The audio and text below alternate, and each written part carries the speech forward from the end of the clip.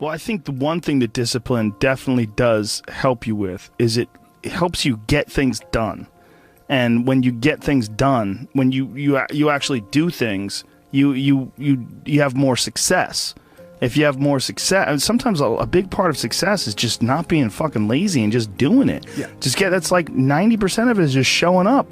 Get there and start working. Like, you're not going to feel perfect every day. If I only worked out when I felt good, I'd be a fat fuck.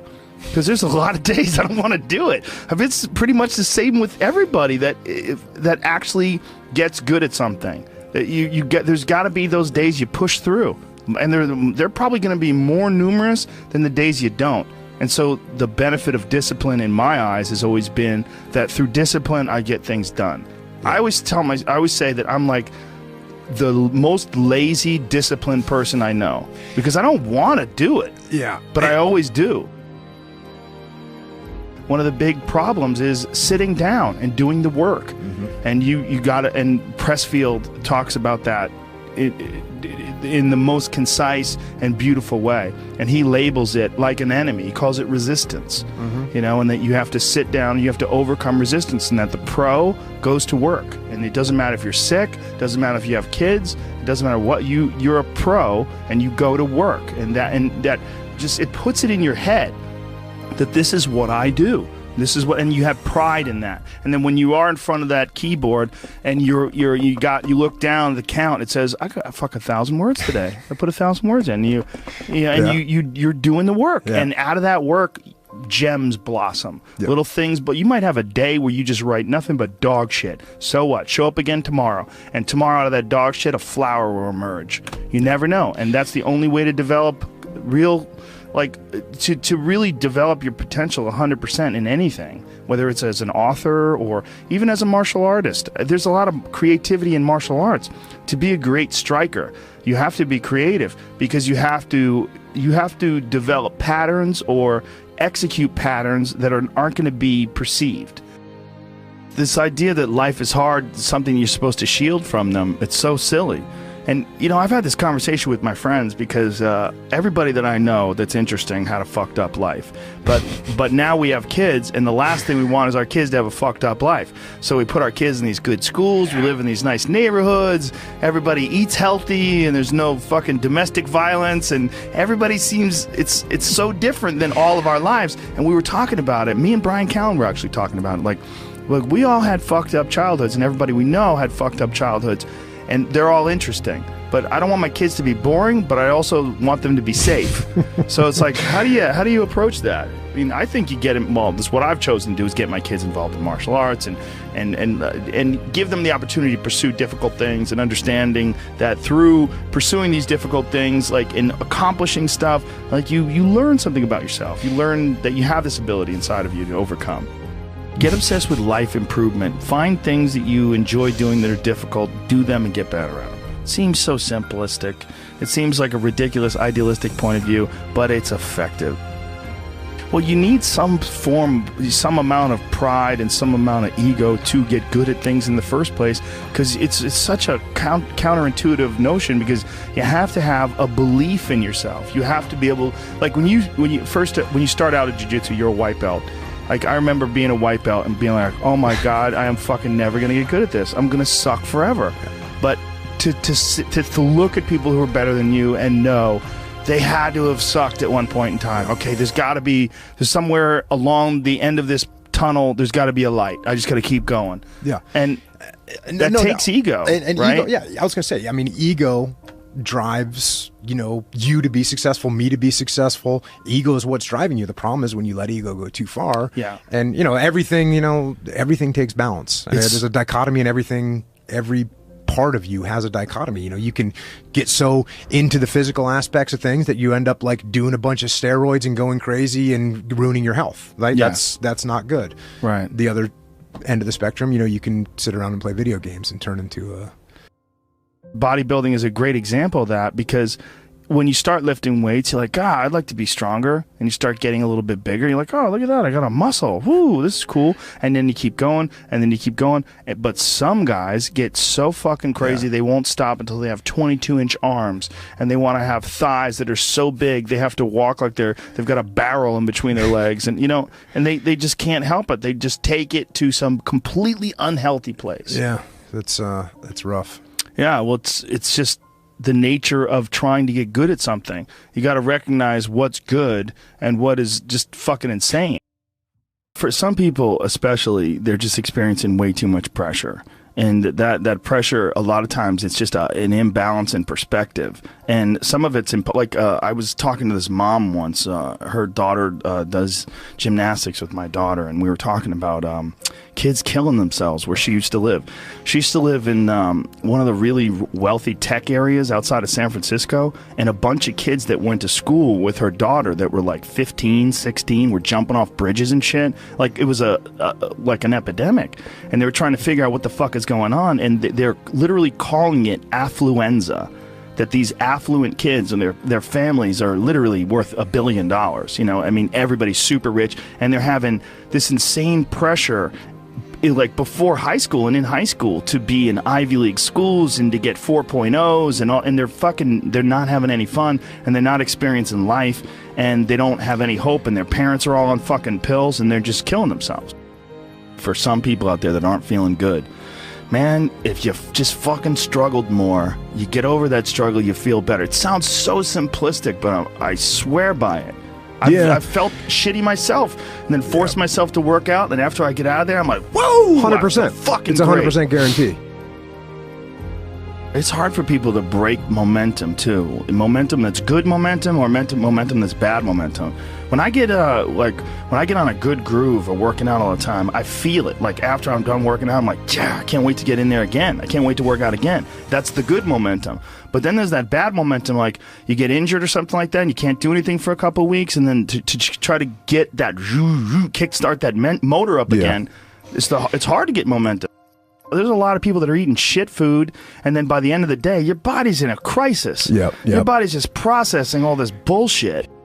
And if you're eating a big, bullshit lunch filled with nonsense, like, your body's got to process all that stuff. And so at the end of the day, yeah, you're going to lose your willpower. So, like, when 5 o'clock, 6 o'clock rolls around, you're going to be tired. But if you have a healthy lunch, and, you know, you're properly fueled, and then you also have positive people in your life, everyone's motivated, by the end of the day, you're going to feel good. Whatever the fuck your thing is, just go and do it. Just force yourself to do it. And if you feel like shit because you ate lunch, then your lunch was, you know, filled with bullshit, well then, hey dummy, don't eat shitty lunch tomorrow. Tomorrow try a nice salad. You know, try a salad with some salmon and see how you feel then. You're like, hey, I feel way better today at 6 o'clock. Duh. Now your decision making will be better. Like, people don't understand how significant it is. Like, all these little decisions, those are like that's the path for the rest of your existence on Earth. And if you decide to go to fucking Cheetos chocolate chip cookie route, you're just making a shit path. You're carving your fucking path through broken rocks and glass, and it's not the way to go. You know what else doesn't exist in a day-to-day life? A place where it's okay to be a man. It's actually okay to be a man. It's okay to have man thoughts. Like, everybody is so toned down and neutered. It's like human resources and corporate life has watered down people's natural behavior to the point where people are just dying on the inside, sitting in these fucking cubicles, rotting, just freaking the fuck out, having all these thoughts they can't entertain, having to pretend to be someone they are not all day long, putting on this bullshit way of talking, this fake way of thinking. Everybody's got to subscribe to whatever fucking ridiculous policies their company wants to enforce. And you're just a robot, and you get out of there and you just want to scream. It's this fear of discomfort. People have this extreme feeling in their mind when it comes to their associations with exercise. They want to avoid discomfort. They feel like any type of exercise is just like something to be avoided. That's not for me. Fuck that. I don't want to sweat. I don't want to strain. And a lot of times, this association that they have is about the beginnings of getting in shape. It's not about once you're actually fit. Because once you're actually fit, exercise is something you look forward to. It's an alleviation of stress. it feels great. Like if I can't get a workout in, I look at my schedule. I go, oh shit, I don't have any time for a workout, which means I'm not going to get that good feeling.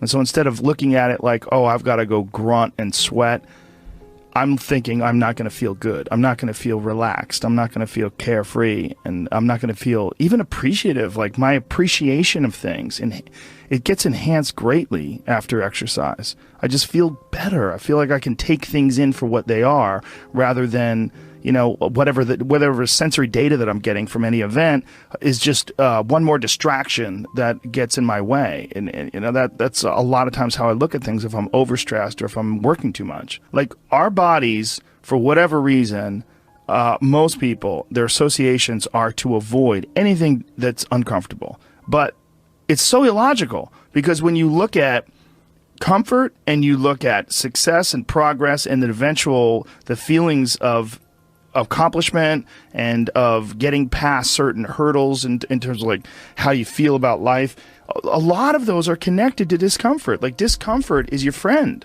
It really is. Like discomfort and not being happy and content with certain situations in life or certain feelings in life, they're massive motivators, and they're amazing at facilitating change. And yet our instinct is to avoid those and just sit on the couch and watch some fucking reality show about dudes who make moonshine with our jaw open, like it's bizarre. And for me, at least, when I get like really disciplined and really I get really consistent with my workouts, one of the things that I almost feel momentum. I feel like there's like a push behind me, like, all right, like after I get out of the gym, I have a really good workout. I'm like, yeah, now I'm doing it. I'm doing it all the time now. And I'm looking forward to the next time. And it makes that resistance much weaker, and it makes my motivation and my discipline much stronger. I think a lot of it is based on just the consistency. You know, it's one of the things that I talked about recently on the podcast. I said, you know, like blowing something off, it's not just not good. Like blowing off an exercise that you planned is not just bad for you physically. It's also bad mentally, because then that option is now available. The option to fuck off is available. And you did it before, and you're probably going to do it again, and you'll get mediocre results, not just in that aspect of your life, but maybe in all aspects of your life. Because I think that option to fuck off, when you embrace it, that is a pathway that you might choose when it comes to dealing with conflict in your personal life, dealing with business decisions, dealing with career decisions, like an uncomfortable decision that you might be faced with, where maybe you need to make a change as far as like what your pathway is in life, but you don't do it, and instead you fuck off. And that the inclination to fuck off, I think, that gathers momentum as well. The inclination to be disciplined, that comes with momentum too. And I think both things, like you take a path, like the path of the healthy person or the path of the fuck off. Like this is not, like your body is like a race car that you can juice up yourself. Like you can add the fat tires, you can add the improved suspension, you can beef up the horsepower in the engine. You could do all that yourself. Or you could just choose to have this shitty body that's always falling apart on you, because we're essentially ecosystems. You know, and we're in charge. This weird consciousness that has all this resistance and has all this inclination towards comfort and fucking off and blowing things off is what is in charge of making all these things happen that keep this ecosystem healthy. It's almost like if Earth itself had like a shitty manager. You know, if like there was a natural manager of Earth that was like, oh God, who cares if it rains? Oh God, you know, like I'm gonna stop growing things. I don't give a shit anymore. It's all stupid anyway. I mean, it's literally like the just blow it up. Yeah. Fuck it. Let's just kill all of life. It's all gonna die eventually. I mean, the sun only lasts 7 billion years. You see, that is the perspective a lot of people take with aging, where it's like, well, you're going to die, you're going to age, you can't stop aging. And it's like, yes, you're right, but that's not the point. The point is to age better. Like, that's the point. The point is to increase your health span, you know, and that is, we know is possible. Like that can, there's some of these like centenarians and super centenarians I've seen that are like, over 100 years old, and they're like riding bikes and racing, and it's like, Yeah. they're old. They are very old. But they're experiencing a very good quality of life. Yeah. And they're experiencing a quality of life that these other people that don't exercise feel. They physically feel their own body diminishing, and they just feel it's inevitable. It is what it is. You're wasting your time. You're out there running around. But no, we're not, because this experience right now, it's not like, no one's under the illusion that you're going to live forever, but you are enhancing the experience that you're currently involved in right now. And you are alive. Right. You are alive. You do experience this life. But do you experience this life optimally? Is it as enjoyable as it can be? And we all know that there's a spectrum for that enjoyability. Like, we've all had times in our life where it's not been so great. And then times in our life where everything came together, like, what a fucking great day. Woo! Like, make more of those. Like, you can make more of those. And then the whole thing's better. And I think when that whole thing is better, it affects everybody you touch, everybody that's around you, everybody you come in contact with. And that in turn, I mean, it sounds so grandiose, but in turn can affect the entire race of human beings. I've always wondered if the depression that people see en masse today, there's so much depression that people, I mean, it's a common trait. Like, it's a common condition. Oh, he suffers from depression. Oh, she suffers from depression. Like, oh, he's got herpes, you know what I mean? It's like, it's a common thing. I've always wondered, or I've been wondering more and more recently. It really hit me when, have you ever seen Heinmo's Arctic Adventure? This guy lives in this incredibly remote area of the Arctic National Wildlife Refuge in the Alaskan interior, and he lives in this really small log cabin, and he hunts and gathers, and that's all he does. And he's very smart. Like, he's not a dummy at all. And he's been up there. He lives with his wife, and he raised children up there, and it's really, really, there's some dark moments in there, because they lived like this from the time, like, when they had children up there, and they lost their 2-year-old baby in a fucking canoe. Like, they tipped over in a canoe and lost their kid. And it's like, it's really intense when they revisit the site and leave flowers. And it was like 30 years ago, and they had several children since then, but this moment is still like this intense moment of loss for them when they lost their baby. But this fucking guy is very happy and very, very smart and very connected and very articulate. And he firmly believes that human beings, when we evolved and developed and were hunter-gatherers, that there's a set of rewards. There's reward systems that are set up inside the human body, inside the very being that we embody, that don't get met in today's society. And that's one of the things that's causing depression. One of the things that's causing this funk that people are in is that we're living our lives, many of us at least, in these very unfulfilling ways, where you're going to this office with artificial light and you're doing something you don't want to do all day long, and then you get home and you're tired. And on top of that, you're eating shit. You're eating potato chips and you're drinking soda, and your body is just like, what in the fuck is this? We're supposed to be out in the fields. We're supposed to be walking up hills. We're supposed to be looking for animals or gathering vegetables. We're supposed to be doing all these things that our body's designed to do. We're supposed to be in nature. Yeah. And nature is like a medicine. Like, it literally is a medicine to you. Like, people that go, you don't have to go hunting, you don't have to go fishing, just go fucking hike, man. Just go hike up to the top of a mountain and look out.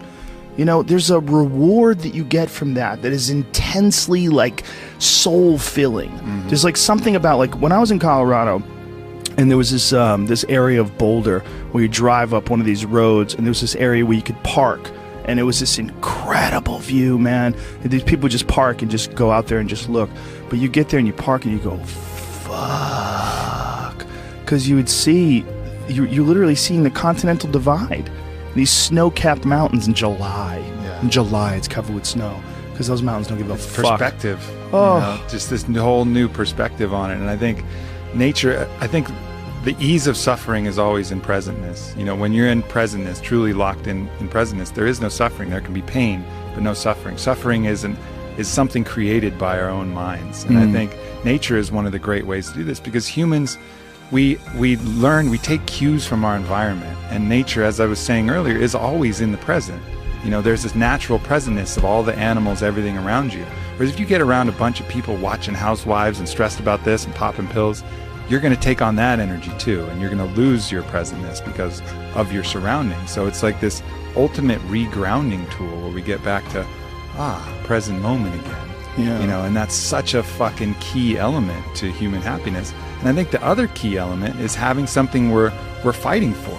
You know, having a mission. I think we're all forces, and that force needs to have an effect, needs to have a reason that it's moving in a certain direction. And I think with all of our needs and all of our needs met, you know, where we don't have to hunt for food, we don't have to acquire everything, everything's relatively easy, and it's all about advancement and all this. We've lost a lot of the basic mission, which was the mission to survive and procreate, you know, so, and we haven't replaced it with any other universal mission, which is, I think, one of the big allures of these things like wars and these things like creating an enemy. Well, at least then you have a mission. And when you have a mission, human beings are happy. You know, like Bertrand Russell talked about, he did a book, Conquest of Happiness, and he had his own fucked up attributes. Every time I bring him up, people talk about his fucked upness. He was into phrenology, and he might have been a racist, whatever, but he was a good philosopher. Smoked constantly. Yeah. But anyways, he talked about the happiest person he knew. The happiest person he could find was a groundskeeper on a manor who every day woke up and was at war with the rabbits of the grounds. He just declared that the rabbits were the fucking enemy, and he would go out with his gun and he would hunt as many as possible, and he'd go morning till night, and he would kill as many rabbits as he could, because it was the rabbits were the ones eating the hedges and the flowers and whatever.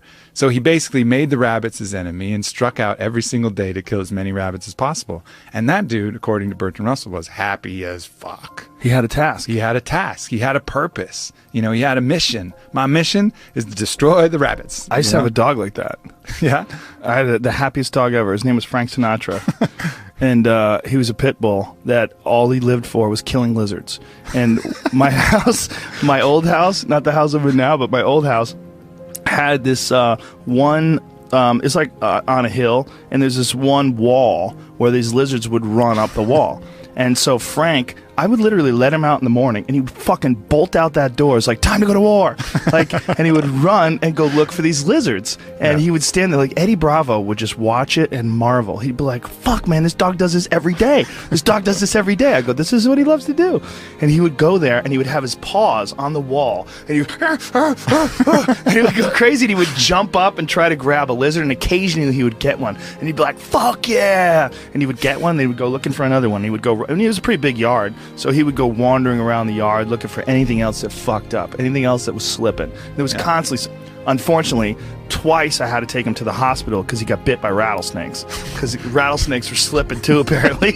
He killed the rattlesnakes, but the rattlesnakes fucked him up. He had like a water balloon growing out of the side of his head. Both of my dogs, by the way, that's a real problem if you don't have the money to pay for the serum. It's super expensive. It was several $1,000s to treat them for this rattlesnake venom, anti-venom shit. It's like, I was like, man, what if I was poor? What if... that's a whole fucked up system. Like, they inject horses with the venom, and then they like get the antibodies from the horses. It's like this archaic system. I think my friend Donald Schultz is working on, he's a big snake handler guy. He's working on ways to innovate around that, because it's kind of like a real backwards system that they have, how you get anti-venom. Well, a horse will survive, so let's just fucking put the venom in there, and then we'll get the antibodies from the horse, and then, you know, it's a weird thing how they do it. Yeah, well, that's a real problem with people that are vegans. If you're a vegan and you don't use any animal products and you get bit by a rattlesnake, you got two choices. Compromise your morals, or that's a wrap. Yeah. You know? But this dog was so goddamn happy. He had missions. You know, he would go out of that yard and he wasn't bored. He was like, please take me for a walk. Come on, man. He was like, see ya, dude. I'd open that door. He was gone. He just had his little mission. And I think you can see that in the people who are the most unhappy. They seem aimless. Yeah. They're like, what am I here for? Why am I doing this? Nothing makes sense, you know? And I've even felt it in my own life when, you know, I know what my mission here is. First, my mission is to expand human consciousness, to help people be happy. Like, that's really what I find my greatest purpose in. But every once in a while, I'll get this kind of like fuck people attitude. Maybe someone said some fucked up shit, and I'm like, man, people fucking suck. Fuck people. And then at that moment, that's when I'm actually depressed, you know, because I've lost my mission. Instead of having a mission like, yes, my mission is human consciousness, all of a sudden it's like, fuck people, fuck that mission. They'll figure it out. And then I'm depressed because I've lost my purpose. It's very hard to rise above, like literally, when something like that happens and realize like, oh, you're encountering one diseased individual. You got to look at the mass of humanity. Yeah. Like when you encounter one diseased individual, it's so like this guy who shot up that nightclub in Orlando. You're looking at one diseased individual. And if you say, man, people fucking suck, look at what they did. Well, look at how many people that are responding with rainbows on their Twitter pages and love and all the best wishes to those folks that got killed and all that. I mean, I was looking at this guy's page who's an animal lover who was organizing people to go to the homes of the victims and see if they have pets that are trapped. You know, there's beautiful people out there. Yeah. There's a lot. There's more beautiful people. This is without a doubt not just the safest, the easiest. This is the happiest time in terms of like being able to like reach out and send love to people and have people send love to you. But just occasionally you run into cunts. Yeah, no doubt. And the cunts itself, man. But the beauty is out there too. It's just not as dramatic and it doesn't impose upon us as forcefully. But if we just look, it's around all the time. We run into good people all the time. But you know, you just make eye contact with that good person or that kid who's just looking at you and just creeping with that little smile, and you're like, oh yeah, the good of humanity, the fact that, you know, we really are love, you know, being expressed, you know, outwardly all the time, and it's just these other delusions that get in the way of that. Well, we're oddly attracted to negativity too. It's almost like we look at negativity online or that you run into as like a possibility of war. Like, you have to look out, this fucking drum's beating. God damn it, there's an army on the background. They're coming. But, you know, it's like this real impulse to sort of batten down the hatches. When really it's just some fucking 36-year-old loser sitting in his parents' basement, you know, farting and smelling his own farts and angry online. I mean, that's really what a lot of you're dealing with. You're dealing with, like, really sick people. Like, people that have just, for whatever reason, they've not found their path. They've not found any happiness. They've not found any fulfillment. They haven't found any growth. They're just stifled or rotten in some sort of a weird way. It just hasn't really worked for them. Yeah. And so they're lashing out. They're lashing out at the world. And you run into one of those, and you're like, people suck. Yeah, and that's the initial response, and then the more conscious response is to look at them and have compassion for that person. Yeah, you know, that's hard to do, right? That is hard to do, and our system isn't based upon that. Even if you look at the U.S. penal system, it's very much about punishment. Whereas if you watch that documentary that Michael Moore did, Who to Invade Nest, where they go to Norway, they have a whole different idea of what the penal system is for. It's about restoring human dignity and cultivating, you know, a change, really making change in the person. It's not about punishment. It's about actually changing that individual so he doesn't do it again. And then you look at the recidivism rates between our prisons and Norway's prisons, and they're just dramatically different. That impulse to punish immediately, you know, is not the healthiest impulse. That's just going to create more issues down the road. You're not rehabilitating anybody. You're just taking even more broken people and putting them out in the world and hoping they're not going to do the broken things. Well, it's not going to fucking work. You know, the right impulse is always that compassion and looking to see, as if that was you, how all of these fucked up elements of the world and choices. I'm not overriding the fact that they had choices in all this. They're not free of guilt. But look at that like this is the person that just made some bad choices and had some tough shit to deal with and couldn't overcome it.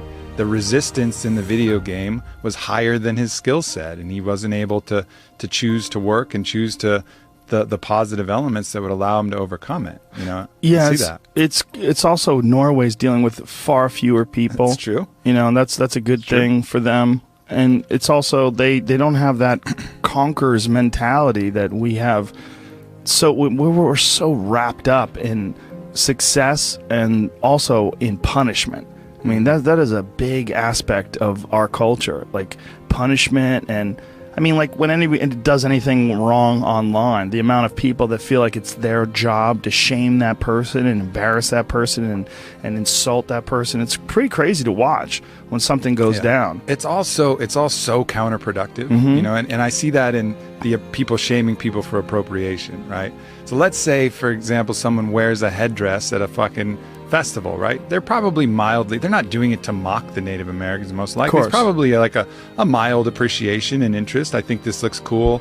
I'm in a place and, you know, and then all of a sudden they get all this intense hate and shame and putting all of this stuff, all of these intentions on them that weren't true. Again, going back to my point about morality, it's not about the act, it's about the intentions of the act. But right now we make it all about the act. Oh, you wore this headdress. That means you're insulting thousands of years of Native Americans. You're oppressing, you're appropriating. Like, no, I fucking wasn't. I was wearing a fucking headdress.